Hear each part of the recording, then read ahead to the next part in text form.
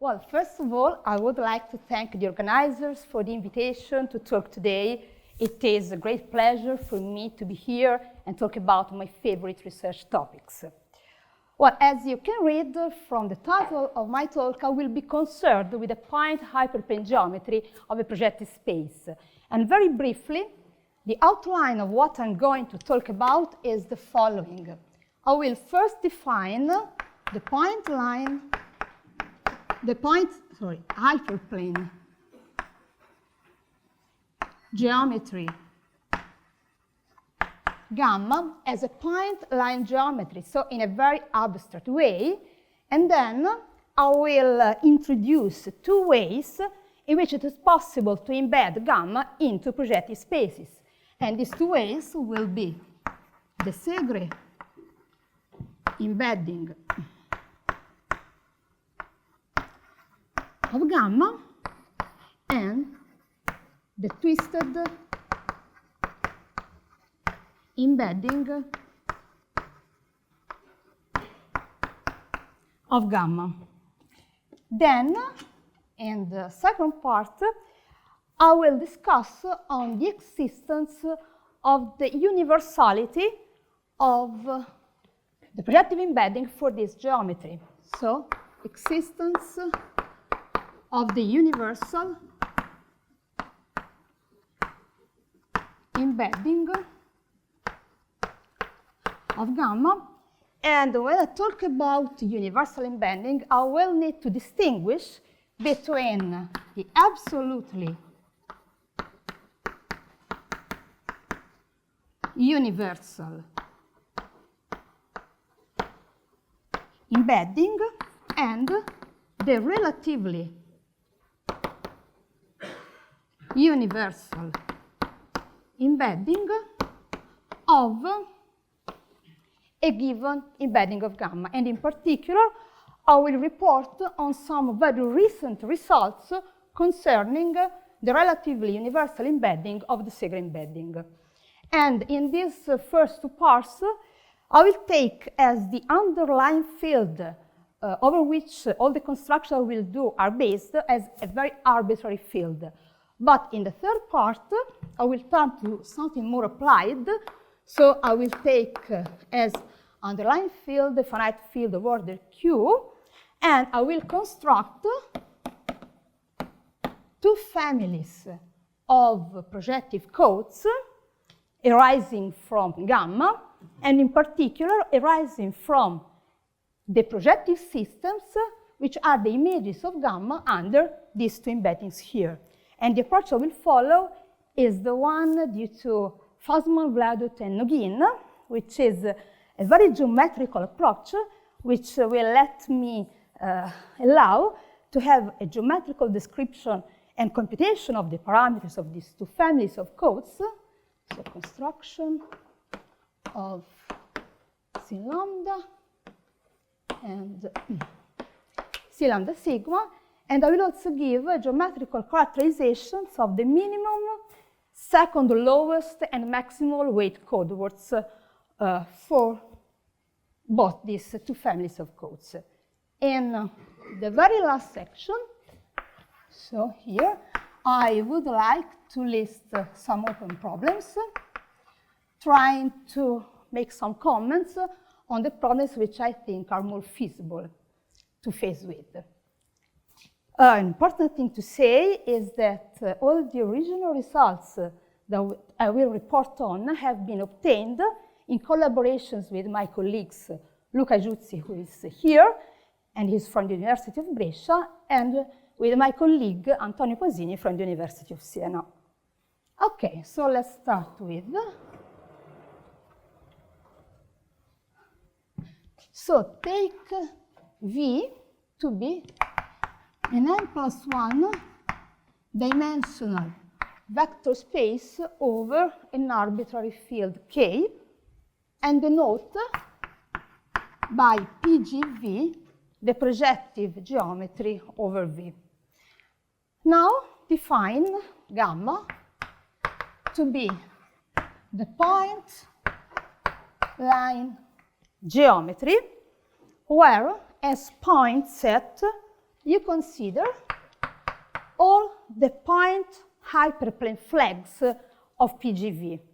So the points are all the incident pairs PH, where P is a point of PGV, H is a hyperplane of PGV, and you require that P is contained in H.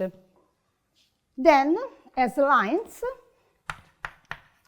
you have two different families, and the first family of lines is described as follows. You take a point P, and you take a subspace S of PGV of codimension 2. Okay? Now you consider all the flags Px, where X is any hyperplane through S. So the elements of the first family of lines are of this form, Px, so this is a point for me, so the points of the family, of the lines in the first family are of this form, where X is an hyperplane containing S. Okay, so this is the first family. The second family of lines is defined as follows. Now you take a line L of PGV, and you take an hyperplane H through L of PGV, and you consider now all the flags, all the pairs L, X, small x, H, of this form X, H, where X is any point on this given line. Here I have written I, which means incidence relation, and incidence relation you consider is just containment. So you see that this is a very abstract definition. What you get is a geometry, a point line geometry, which is called the point hyperplane geometry of PGV. Okay, well, this geometry has a lot of interesting properties.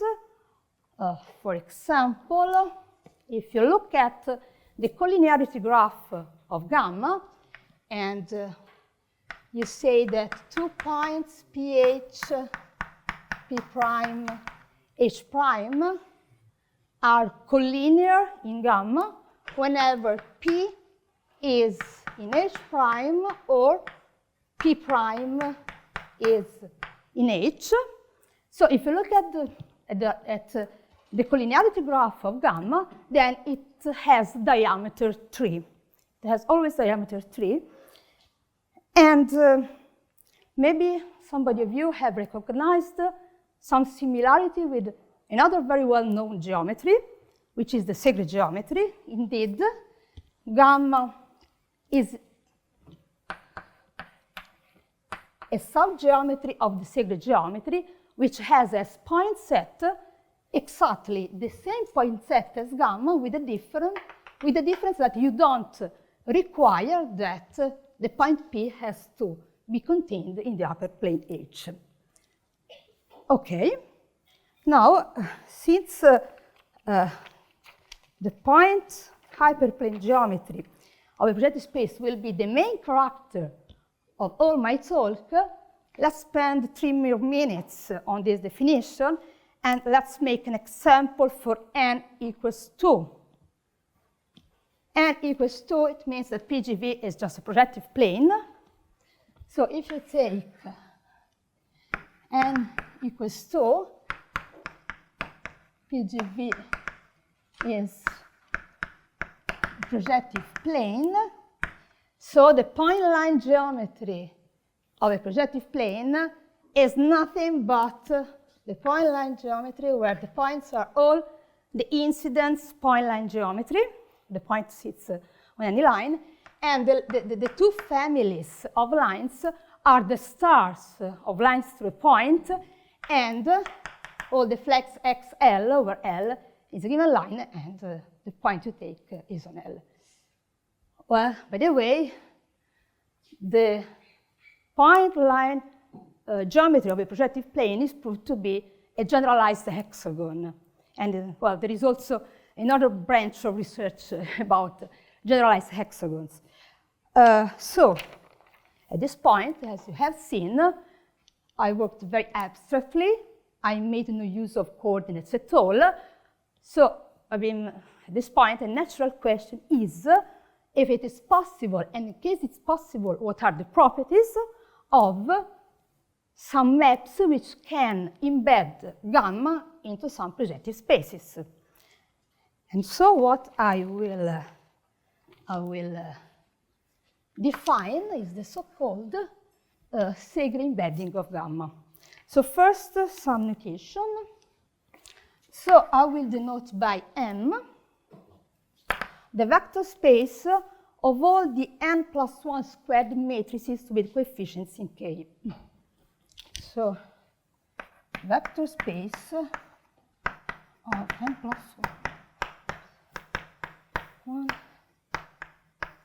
matrices.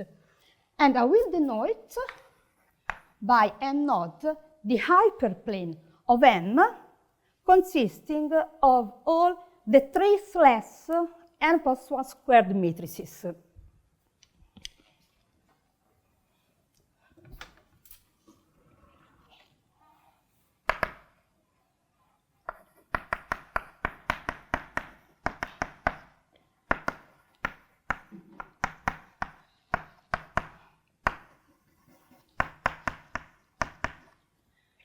Okay, so now take a point of gamma, which I recall is a pair, is an incident pair, pH, where P is a projective point and H is an hyperplane containing P. Suppose you have fixed a basis of V and also the dual basis of the dual of V, because it will be useful in a while. Since P is a projective point, this means that I can consider a vector representative of P, and suppose V has as coordinates with respect to your given basis x1, x2, xn plus 1, regarded as a column vector. H is an hyperplane of V, which means that it can be regarded as the kernel of a non-null linear functional. So let me denote by alpha the non-null linear function. So it is a vector in the dual of V, such that its kernel is exactly the hyperplane alpha. And let me denote by alpha 1, alpha 2, alpha n plus 1, the coordinates of alpha with respect to the given dual basis of the basis I have fixed in V. And you regard alpha as a row vector. Now, what you can do, try to do the tensor between V and alpha. But doing the tensor on V and alpha is nothing but doing the usual column times row product. And what you end up with is an n plus 1 times n plus 1 matrix of rank 1. So.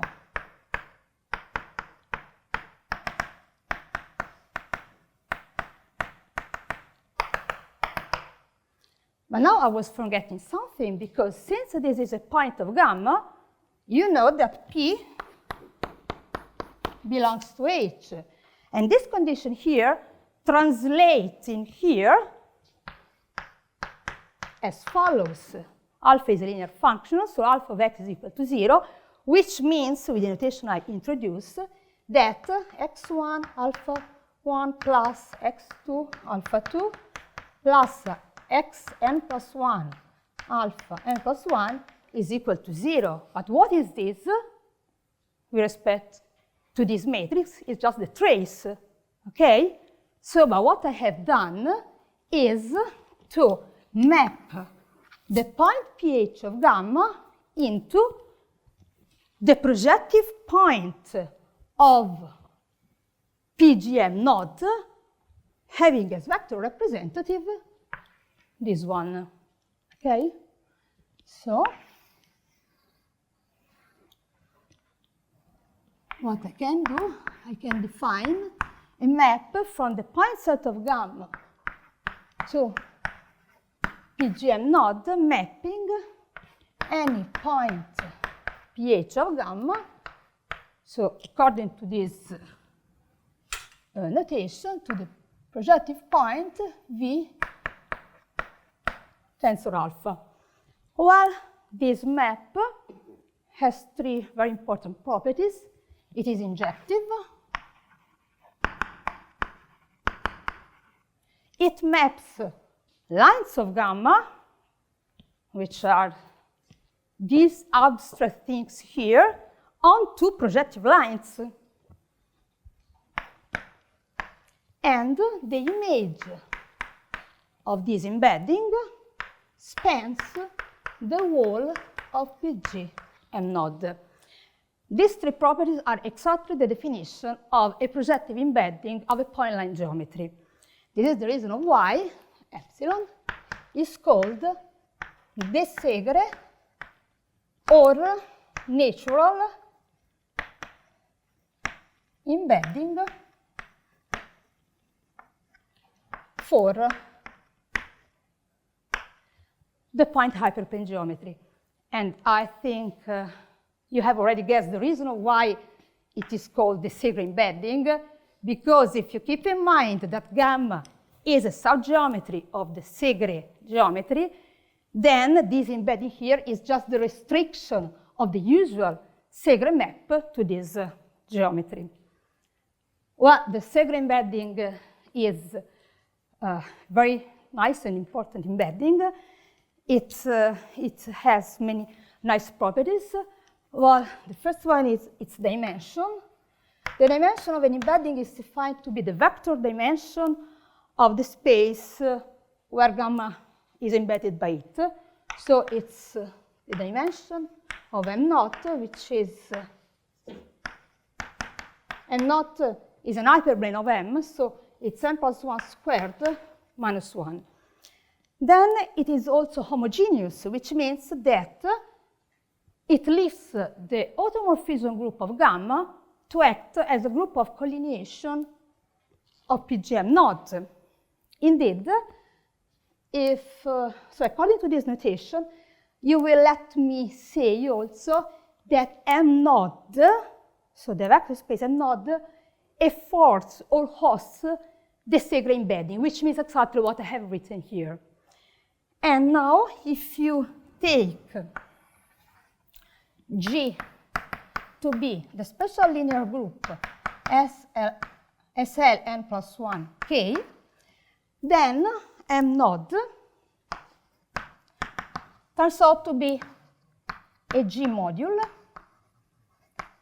with respect to the action, which is the conjugation.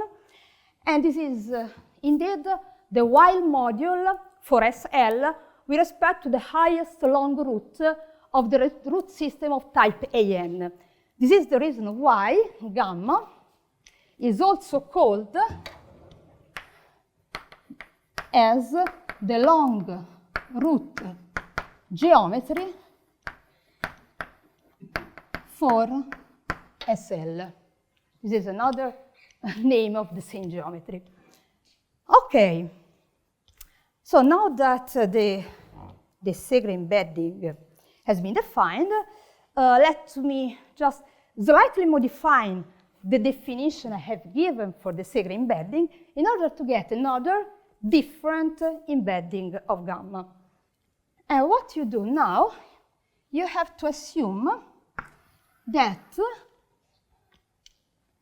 the automorphism group of your field K is not trivial.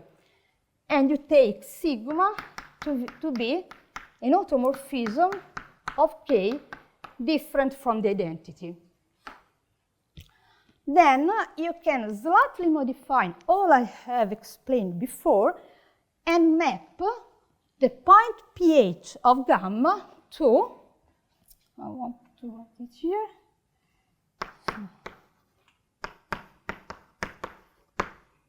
So you map the point pH of gamma to the projective point, this type of PGM, spanned by V to the sigma tensor alpha.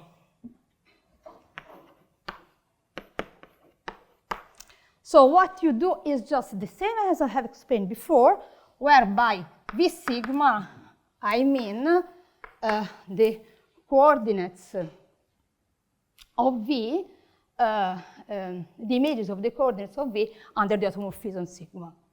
So x1 to sigma, x1 plus 1 to sigma.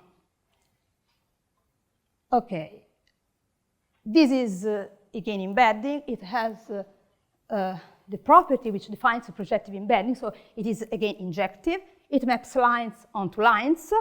And its image spans the wall of PGM. So you immediately see now that the dimension of this embedding, which I will denote by E sigma, is 1 unit higher than the dimension of the Segre embedding. So is n plus 1 squared. And this embedding is called the twisted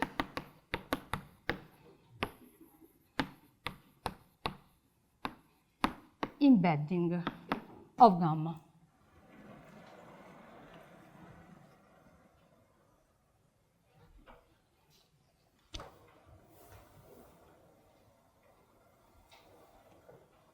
Okay. Now, maybe somebody is curious and asks if there are other embeddings different from these two. Well, of course, these two are different ones. They have different dimensions, okay? Well, I can give you an answer which was known since 2000. There is a theorem which was put in 2000 by Tass and Van Maldegem.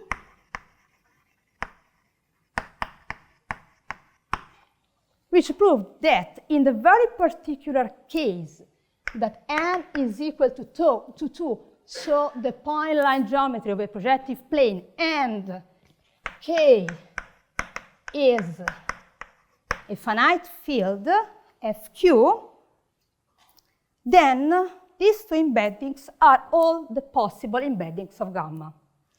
So if this is, so if n is equal to 2, and K is equal to FQ, then the Segre embedding and the twisted embedding are the only possible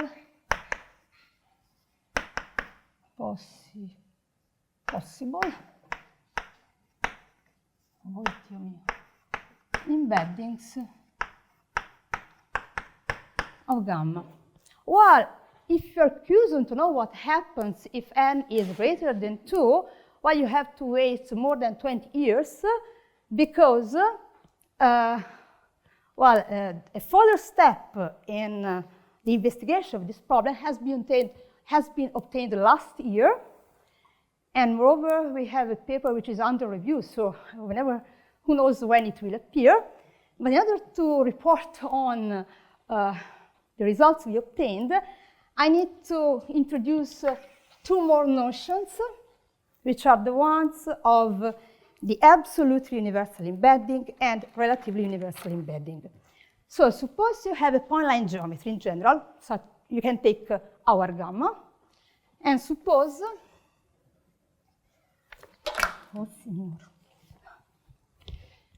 And suppose you have two embeddings of gamma. So E1 in PGV1 and E2 in PGV2. Okay? So they are two different embeddings of the same geometry. Then I will say that E1 covers E2, and I will write E1 greater or equal E2 whenever there exists a semi-linear map from V1 to V2 phi such that this diagram commutes. So if E2 is equal to phi times E1. If phi is an isomorphism, that I will say that these two embeddings are isomorphic. Okay? Then I define the absolute universal embedding of a geometry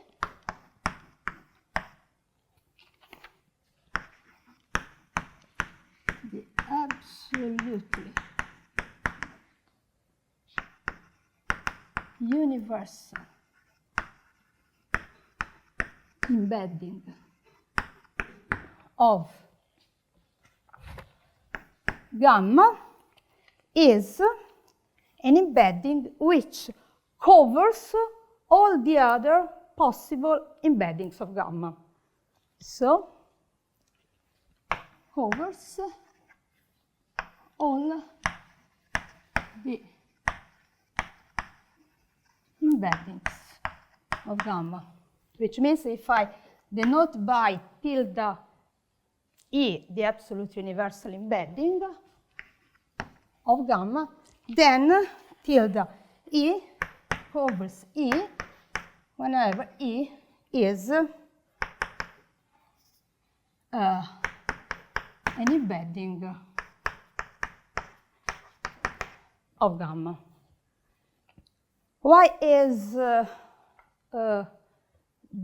knowledge of the universal embedding important? Well, first of all, its existence is not always given for granted. It depends on the geometry gamma. But if you know that a gamma affords the universal embedding, you have a complete control on all the other embeddings of the geometry, because any other embedding can be obtained as a quotient of the universal one.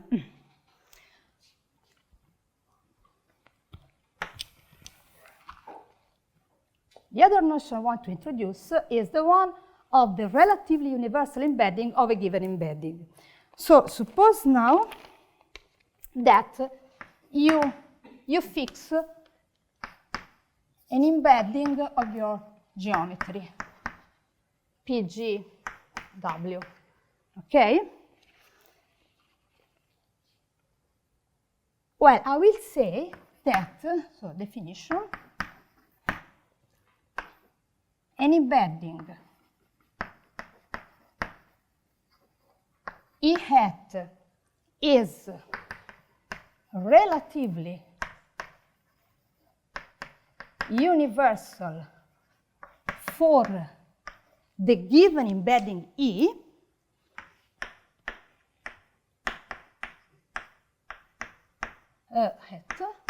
if it covers all the embeddings which covers E. So if there exists another embedding covering this is E,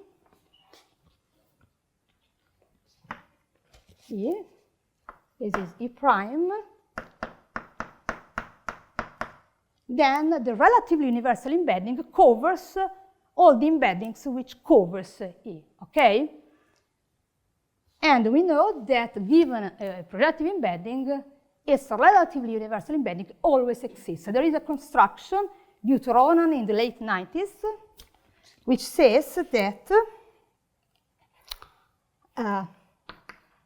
the relatively universal embedding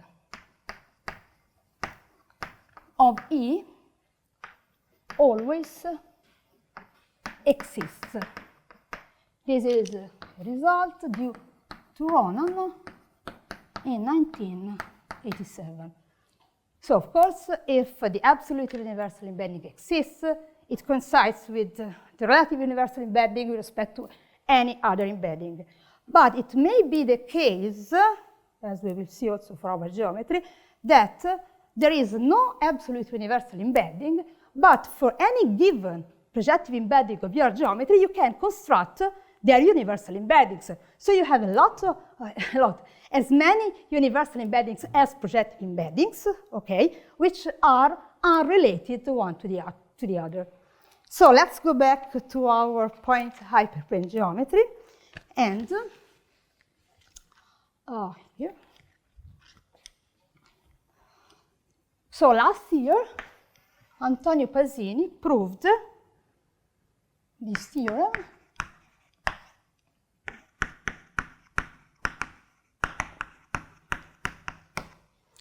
If the automorphism group of K is not trivial, so if there exists at least one automorphism of gamma which is different from the identity, then gamma admits no absolutely universal embedding. And these results holds for any n greater or equal than 2. So whenever you work with a field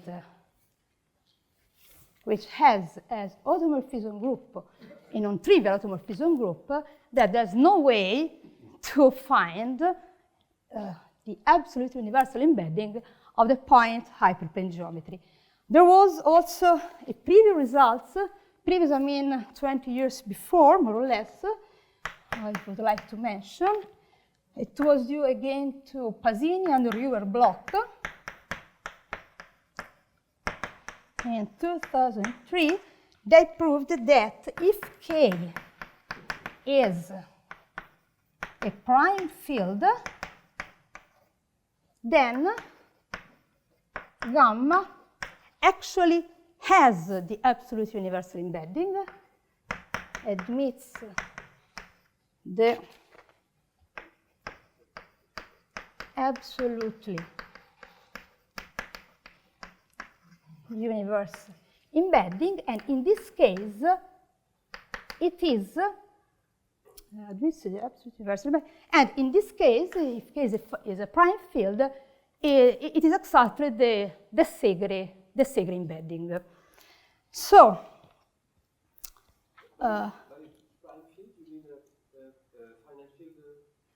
not necessary. K is an arbitrary. For example, if you take the field of rational, it's a prime field. Okay, but for example, when this is an open question, if you work over the reals, what can you say? Nothing, because the automorphism group is 1, so you don't fall in this hypothesis, but it's not a prime field. So there are still open cases, but anyway, it was a big step after almost 20 years from the other result concerning the absolute universal embedding. But as I said, you can work more locally. You can take a particular embeddings, and what I will do, I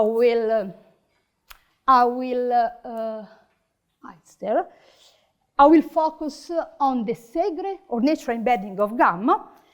And you know, whenever you have a projective embedding of a point-hyperplane geometry, you can always construct its relatively universal embedding, which is also called by Ronan as a hull, which covers all the other embeddings of the Segre embedding. So the question is, what kind of embedding is that one that we know that theoretically it exists? Is it the case that it coincides with the Segre embedding? Can we have a description of it? What can we say about it? Well, and this is the result that kept me busy for several months, and you will realize why. Anyway, we finished the last step of the proof at the end of the last year, and now the paper is still under review because we could prove that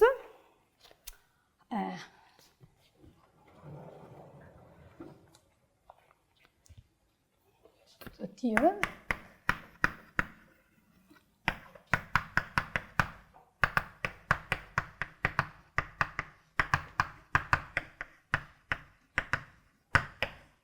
we could prove that the Segre embedding, so E stands for the Segre natural embedding, is, so it coincides with the relatively universal embedding of gamma, so E is the relatively universal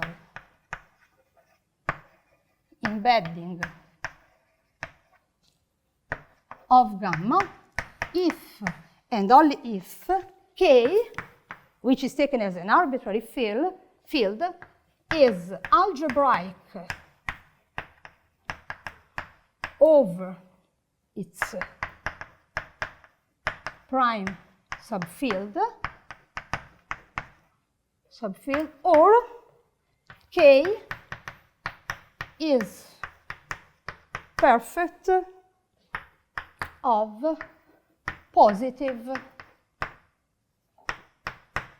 characteristic. Okay? Okay, so, but if you take a field which does not satisfy these two conditions, what does it mean? It means that so this is your point line geometry. This is the Segre embedding in PG and node. Suppose it always the relative universal embedding of V always exists. Okay. So if K is algebraic over its prime field or it's perfect of positive characteristic, for example, over finite fields, so there's no problem because the relative universal embedding of the Segre embedding is exactly the Segre embedding. But there are many other cases that this is not the case, which means that there exists another embedding which covers E and is different, is not isomorphic to E. So, regarding the answer to the question if there are other possible embeddings of gamma, the answer is yes, and it heavily relates on the nature of the underlying field K, which was something which we did not expect when we first looked at this problem. Anyway, well, here I have stated this result, but I'm a bit cheating because this is indeed a corollary of another bigger result that we got. That now I want to state it because it let me say something I really care about. What we proved was indeed the following. If you take G, as I have done before, to be the special linear group SL n plus 1, then I said before that the vector space M node is indeed a G module, it is a while module. But also the vector space M node hat turns out to be a G module for the same group. What we proved is that M node hat, which hosts the relatively universal embedding of the point of the Segre embedding for the point hyperplane geometry, is indeed a module extension of a node, which is non-split, central, and if you take the dual of this module here, which gives you the extension of M node in order to get the vector space hosting the relatively universal embedding, this is isomorphic to the first cohomology group for the group SL acting over the dual of M node, which in turn is isomorphic to the group of derivation of K. Now, I have no time to go into the details of what I have written here, but just to give you an idea that here, well, we had to work a lot to find these results, also because a lot of mathematics, which apparently is disconnected from our original problems, is involved. So the theory of cohomology of groups, the theory of derivations of a field, and the nice thing is that one of the crucial steps in our proofs was that we had to find the conditions which could ensure us that given M node, so affording the Segre embedding we start with, and given any other modulo extension of M node, then such extension could afford a cover embedding of gamma and possibly the relatively universal embedding of the Segre one. Anyway, we managed to do it, and well, this is a result, this is a theorem which holds for any n greater or equals than 2. Okay. What is, I think, worth to say is sometimes when we are stuck on a problem, we should try to look at the problem from a larger perspective and maybe let other influences from mathematics to come in to help. And anyway, this is what happened. Of course, it requires several months of hard work, but anyway, we were satisfied with the final outcome. Anyway, so, and another comment, I think it's worth to do at this point. As you can see here, the existence of the absolute universal embedding of gamma, as well as the existence, the fact that the relative universal embedding of for the Segre embedding of gamma is the Segre one, heavily depends on the nature of the field K. Okay. So now let me turn to something different. Well, here K was taken as an arbitrary field, but now I will suppose that K is a finite field of order Q, and what I want to do now is to construct two families of codes arising from gamma. Now the approach I will follow is based on the concept of projective system of a projective space, which I'm sure many of you already know, but let me just recall the definition. A projective system of a projective space is a bunch of points of your projective space which spans it. And once you have a projective system, you can get a code out of it by taking as a generator matrix the matrix having as columns the vector representatives of your points. Okay, well, here we have two embeddings, the Segre embedding and the twisted embedding, supposing that the group of automorphism is not trivial, so suppose Q is not a prime number, then you can get the images of gamma under these two embeddings, which are different, they have different dimensions. And since the second embedding as well as the twisted embedding are projective embeddings, look at the third, did I write it? There in the right upper corner, I said that the image of E spans the whole of PGM node. This means that the image of the Segre embedding is a projective system of PGM node. So I can construct a code out of it.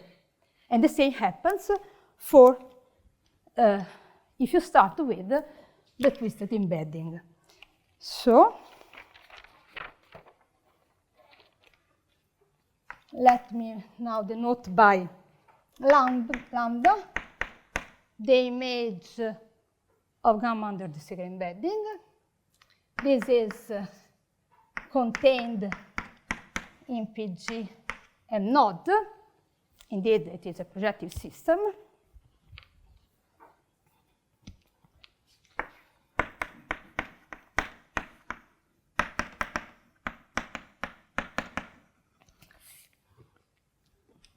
So, following the approach I was mentioning before, I can get a code out of it, which I will denote by C lambda. You can do the same if your automorphism, the group of automorphism of your field is not trivial. You denote by lambda sigma the image of gamma under the twisted embedding, which spans PGM now, and this is again a projective system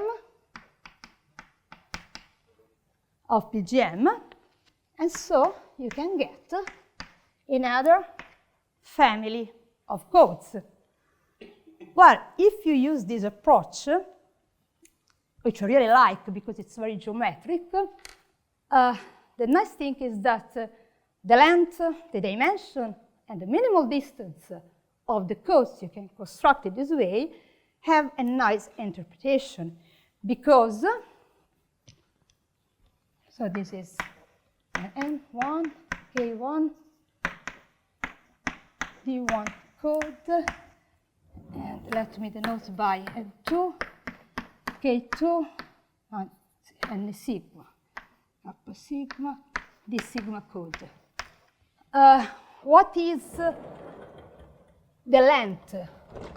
Well, the length, and one of the codes C lambda, is the cardinality of your projective system.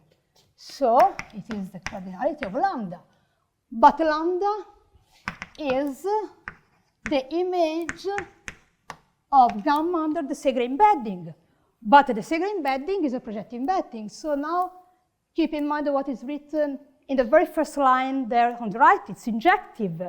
If it's injective, the cardinality of this set is exactly the cardinality of the point set of gamma. And so what is it? Gamma has as points all the incidence point hyperplane pairs. So the length is just the number of all the point hyperplane flags of a projective space. So this is Q, so n plus 1 minus 1 times Q minus 1 times. Okay. Now, look at n sigma, so the length of the other family of codes. N sigma is the size, the cardinality of the projective system lambda sigma, which is the image of gamma under the twisted embedding. But the twisted embedding is a k-injective. So you again get that the length of this code is, as before, the size of the point set of gamma. So, okay? So let's go to the dimensions of these codes. So K1.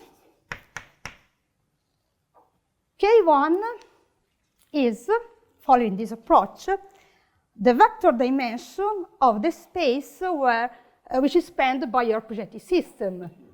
But, again, using the properties of the projective embedding E, we know that the image of the Segre embedding spans the whole of PGM node. So the dimension of the first family of codes is the dimension of the Segre embedding, which is n plus 1 squared minus 1. And similarly, without any force, I can get that the dimension of the codes arising from the twisted embedding is the dimension of the twisted embedding, which is n plus 1 squared. Okay? So you say that with all this machinery, length and dimension came almost for free. Well, the parameter which was a little bit more difficult to compute, but we did it, was the minimal distance. But if you work with the codes arising from the projective system, then in order to get in general the minimal distance, you have to compute the maximal size of the intersection between your projective systems and any hyperplane of the space where the projective system lives. Once you have this information, you subtract it from the length and you get the minimum distance. So D in general is n minus the maximum of the intersection of the cardinality of the intersection between lambda and h. Okay. Well, of course, it's clear that this h here is very different from the h I use here. There we have an hyperplane of PG M node for C lambda, or an hyperplane of PG M for C lambda sigma. Anyway, well, knowing the sizes of this of the hyperplane intersection with lambda sigma, not only is useful to get the minimum distance, but also to have a complete list of the weights of your code words. And what we were able to prove, well, we computed the minimal distance. Let me write the result.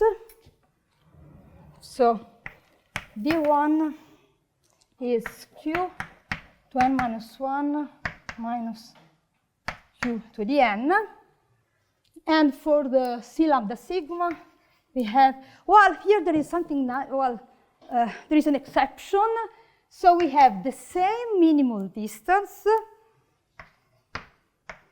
Q to n minus 1 minus Q to the n, if the automorphism sigma is not involuntary and n is different from 2, so n is greater than 2, but if sigma is involuntary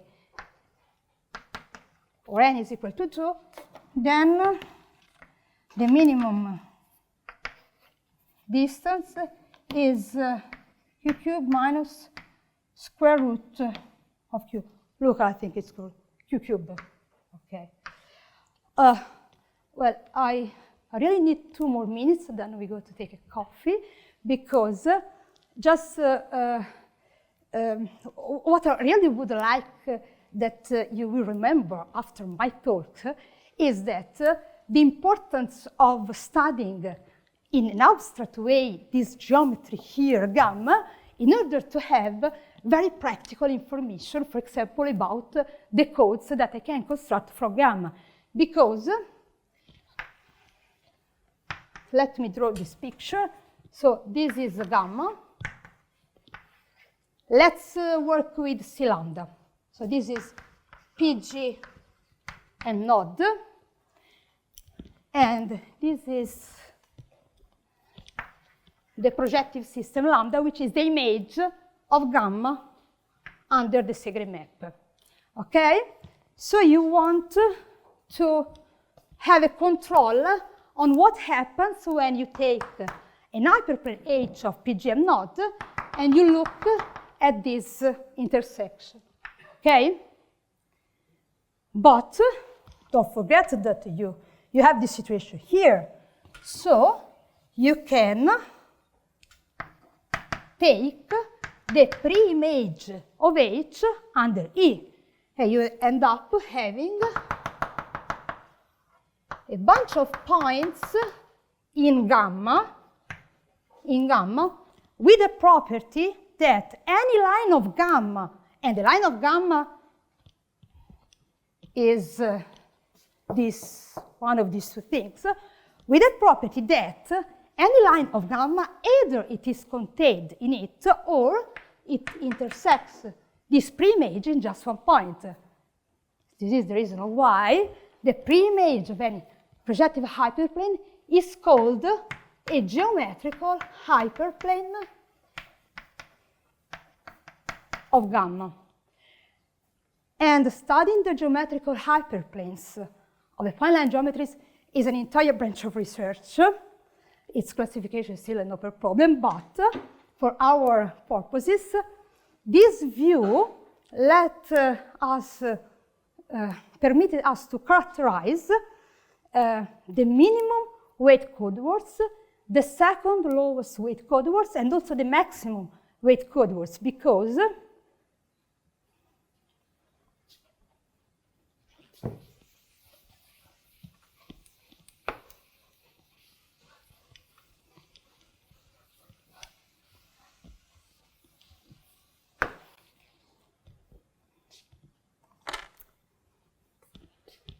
so this is lambda, and this is gamma. So the minimum weight codewords are in correspondence with the relevant family of geometrical hyperplanes of gamma called quasi-singular hyperplanes of gamma. The second lowest weight codewords are in correspondence with another relevant family of hyperplanes of gamma, the singular hyperplanes of gamma, and the maximum weight codewords, well, some of the maximum weight codewords are in correspondence with a third relevant family, which are well studied, we know the cardinality and everything, called the spread type hyperplanes.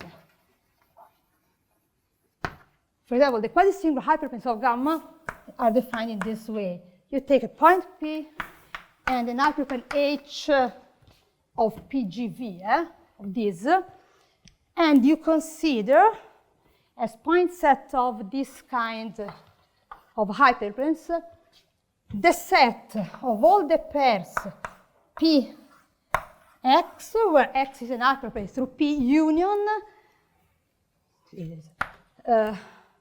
the set having as points all the flags xh, where X is a point on H. So we had this cardinality, and so we could immediately have the knowledge on the minimal weight code. So how is the minimal distance, and also nice characterization of the minimal weight codewords. The very last thing, if you consider these codes, then if you remove the last line, this happens exactly word by word in the same way, which means that the minimal codewords and the second lowest weight codewords of both these two families of codes, which are very different, they have different dimension, depends only on the properties of the geometry gamma, and regardless the way in which gamma is embedded into the projective space. Thank you for having not stopped me, and thank you all for the patience. Now it's finished. Well, about the open problems, well, we can talk later, because now I cannot, well, I have to finish here, and thank you very much.